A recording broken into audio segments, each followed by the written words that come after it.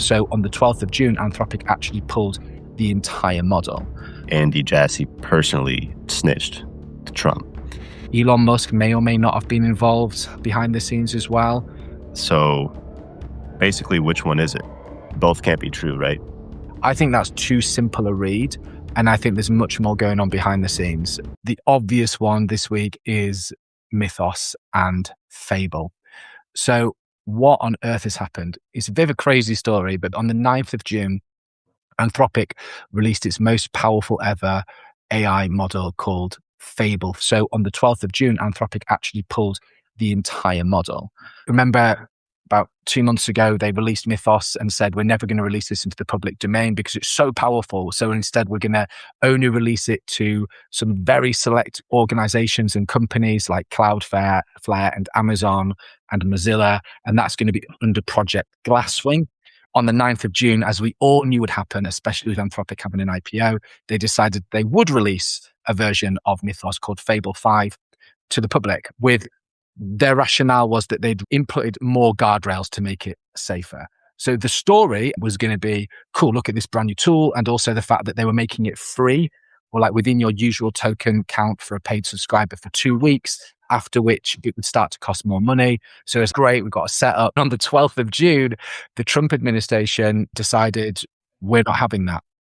So what happened was the Trump administration, led by, I would say, David Sachs, who's like the AI advisor to Trump, said, we've had reports that it is easy to jailbreak the Fable 5 model, by which it's easy to get around the guardrails so that you could use it for nefarious means.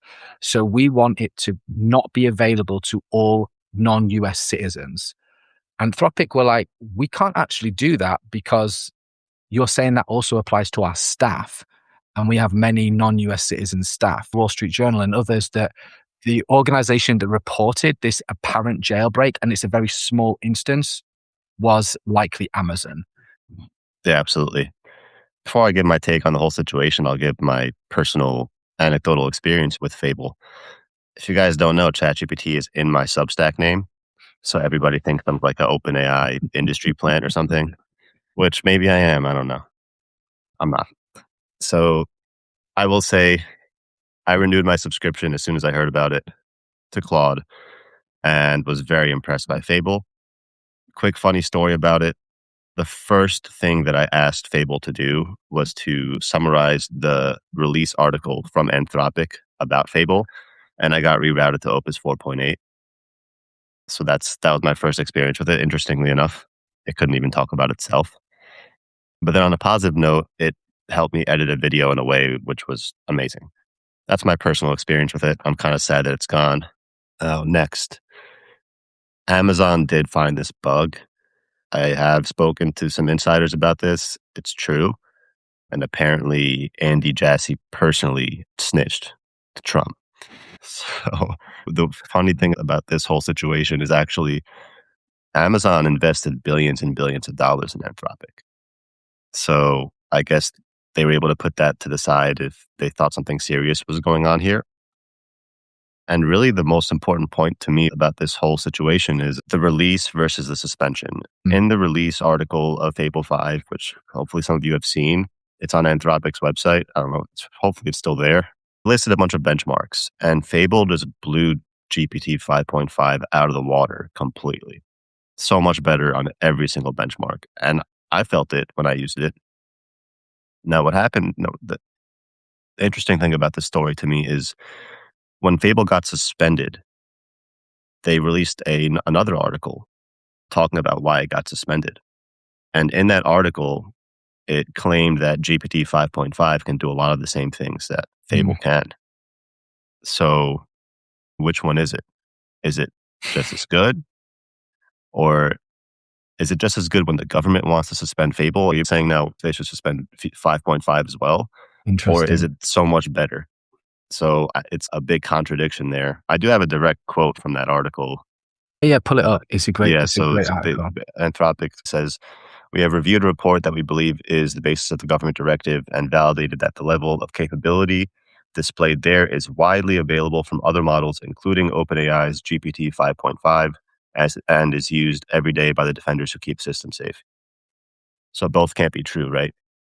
Oh man, there's so many mysteries here. What I will say is I road tested Fable a bit. It was pretty sweet. But then I actually went onto Reddit and looked at loads of ways that people were using Fable.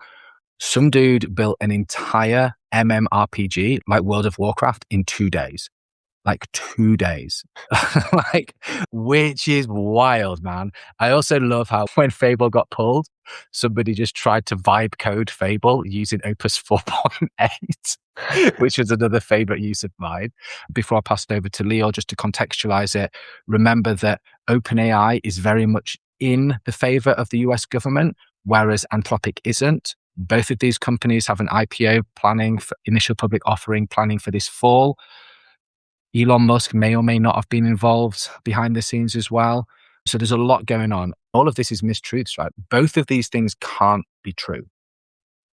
There's a lot of chat in big tech. I even saw Jan LeCun, who I really like normally, saying, oh, all of a sudden Anthropic, who have said they've got the world's most powerful and dangerous cybersecure model, have it pulled and all their chickens have come home to roost. They've been telling us it's not safe, and then the US government's told us it's not safe.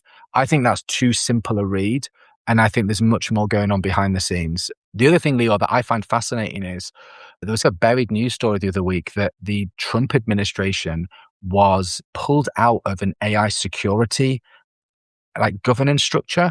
So they were literally a couple of hours away from putting this into place, where every single model would have to go through a US government panel first, and then they would make the decision whether or not it was safe to release for public consumption.